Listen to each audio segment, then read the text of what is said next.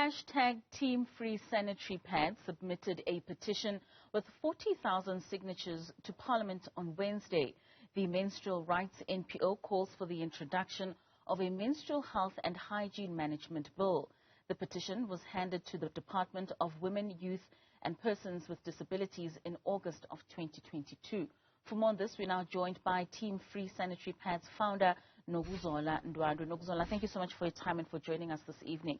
Now, your organization advocates for young children or young girls to have access to sanitary towels, and we know and understand the impact on education when it comes to period poverty. Just explain to us how dire the situation is for many young girls who are seeking sanitary wear.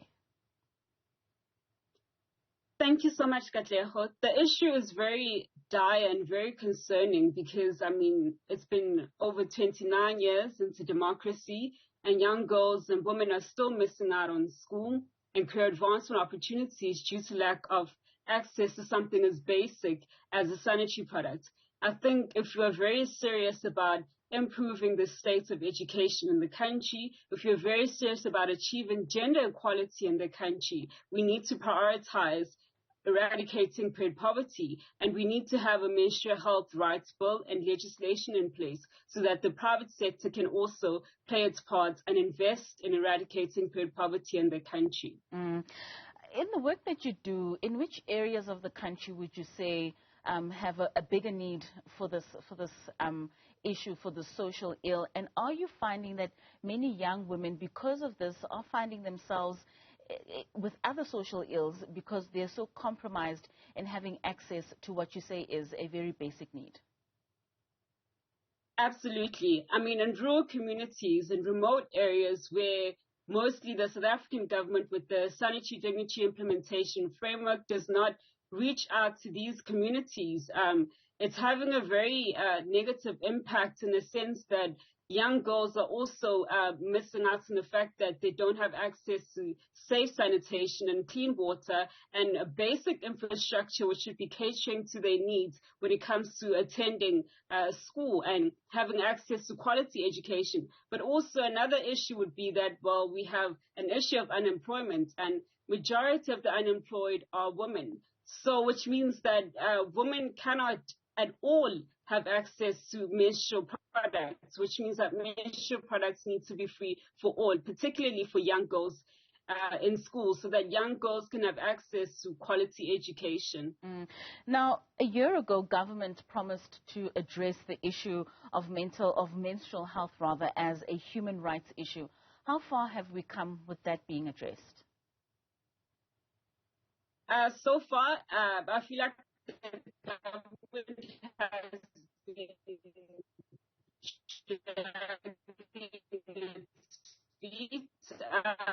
not much implemented on the ground.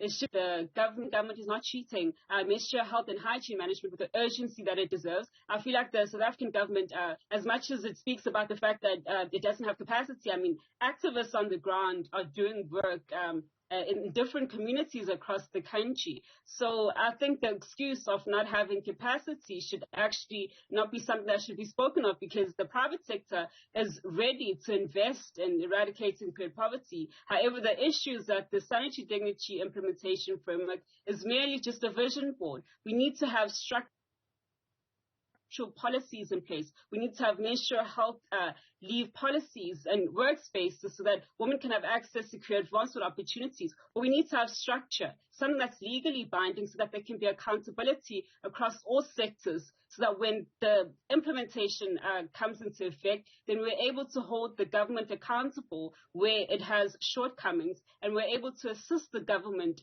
with its shortcomings. So I think if we have a menstrual health and hygiene management bill and law in place, it can make a huge difference in terms of improving the quality of life, particularly for young girls residing in rural communities, and particularly for women who are unemployed. They could actually have an opportunity to take part in the economy in the country, whereby they now have access to something as basic as a sanitary pad.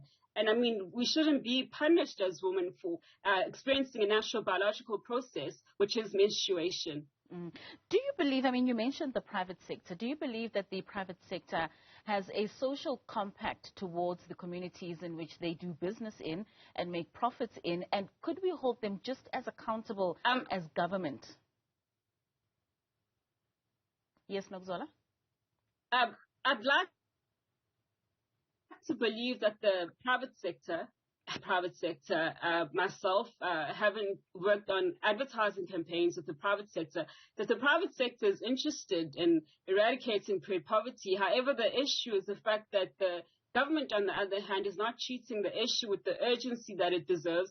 I mean, the government has been making promises for several years now, and they still haven't delivered on their promises. So I think if we have a menstrual health and hygiene bill and law in place, then there'll be structural frameworks in place whereby the private sector can come on board and invest in menstrual health and hygiene management. So I feel like, yes, there is some form of, the private sector has interest in eradicating period poverty. However, the government on the other side needs to start playing its role. They need to start treating menstrual health and hygiene management with the urgency that it deserves.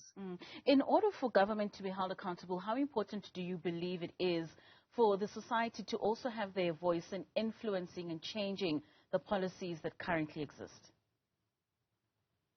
I feel like society needs to have an opportunity to contribute in terms of policy and legislation so that the government can actually tailor legislation in a way that actually benefits society and not just some mere framework in place which the government feels and the government does not take into consideration what society feels that it is required and what society feels that these are the issues that need to be addressed, particularly when it comes to gender equality, when it comes to women's rights issues. I feel like women should be given a voice, more of a voice in terms of, and have a more say as to what is that they required from the government in order to fulfill the promises of gender equality, in order for the government to also fulfill its mandate, a constitutional mandate, which is to serve the people of the country, and particularly to ensure that young girls and women have access to quality education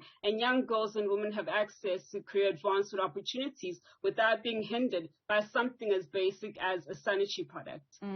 Your organization has sent a memorandum of demands to the South African government, championing, like you say, for the Menstrual Health Rights Bill. Should it come to pass, how much of a game changer, how much of the bill is going to change the landscape of South Africa when it comes to menstrual health? The calls for menstrual health rights bill and law, which is backed by over 31 organizations.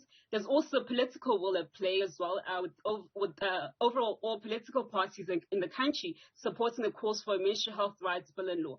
I feel like it will be a key landmark game change in a sense that if the South African government is serious about achieving gender equality, then this will be a start, eradicating period poverty, because period poverty has an impact on socioeconomic justice. It has an impact on who is able to access economic opportunities. And if women and young girls in remote areas are still not able to access career advancement opportunities and quality education, then I think we are still very far as a country from achieving gender equality. We're still very far as a country from achieving, eradicating unemployment, which majority of the unemployed are women and young girls. So I feel like the menstrual health and hygiene management bill will be a huge game changer in terms of breaking barriers for women and young girls having access to something as basic as a sanitary pad, having access to quality education, having access to career advancement opportunities, and having access to safe sanitation, clean water, and basic infrastructure as mandated by the South African Constitution under Section 27. So I feel like menstrual health and hygiene management should be treated as a human rights issue so that we can achieve socioeconomic justice and we can achieve economic growth and improve our gross domestic product per capita. It most certainly should be treated as such. Thank you so much for your time this evening. That was Nokuzola Ndwandwe, the founder of Team Free Sanitary Pads.